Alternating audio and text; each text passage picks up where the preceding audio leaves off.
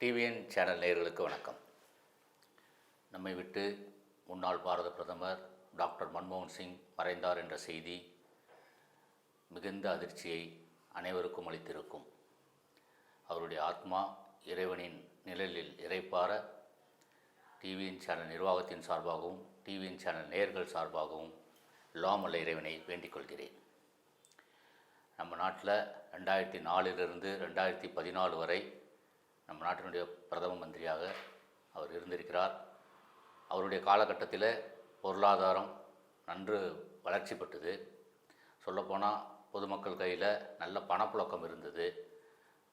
அந்த டயத்தில் தான் ரியல் எஸ்டேட், ஐடி ஃபீல்டு எல்லாமே நல்லா இருந்தது. நல்ல பணப்புழக்கம் எல்லார் கையிலையுமே இருந்ததுன்னே சொல்லலாம். அவர் இந்த நாட்டினுடைய ரிசர்வ் வங்கியின் கவர்னராக பணியாற்றியிருக்கிறார்.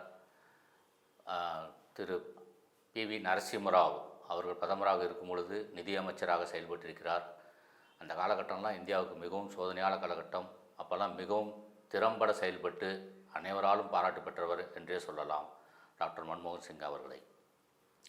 மன்மோகன் சிங் அவர்கள் 23 வருடம் நாடாளுமன்ற உறுப்பினராக இருந்திருக்கிறார். 10 வருடம் இந்த நாட்டினுடைய பிரதம மந்திரியாக இருந்திருக்கிறார்.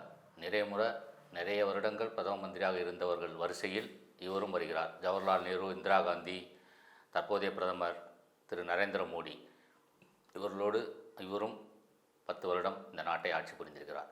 இவருடைய காலம் பொற்காலம் என்றே சொல்லலாம். அரசியலில் இவர் பிரதமராக இருந்தபோது நிறைய விமர்சனங்கள் இருந்தது. பிரதம மந்திரிகளே அதிக விமர்சனங்களை பெற்றவர் என்று கூட நிறைய பேர் கூறுவார்கள். இருப்பினும் பொதுமக்களை பொறுத்தவரை நல்ல பொருளாதாரம், நாட்டை பொறுத்த வரைக்கும் நல்ல பொருளாதாரம் இருந்தது என்பதுதான் உண்மை. பொருளாதாரத்தில் பேராசிரியர், 23 வருடம் நாடாளுமன்ற உறுப்பினர் போன்ற பல வகைகளும் இந்த நாட்டுக்காக சேவையாற்றியிருக்கிறார். மிக முக்கியமாக இவருடைய சாதனைகள் பலவற்றை நாம் சொன்னாலும் மிக முக்கியமாக மிகவும் ஏழ்மையான மக்களுக்காக 100 நாள் வேலைவாய்ப்பு திட்டத்தை கொண்டு வந்த பிரதம மந்திரி இவர்தான்.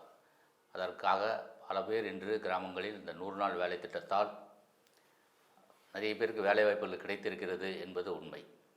இப்படி இந்த நாட்டிற்காக பல துறைகளில் பொருளாதாரம் மேம்பட பாடுபட்டவர் அவர் இன்று நம்மோடு இல்லை என்பது நமக்கு மிகுந்த வருத்தத்தை அளிக்கிறது.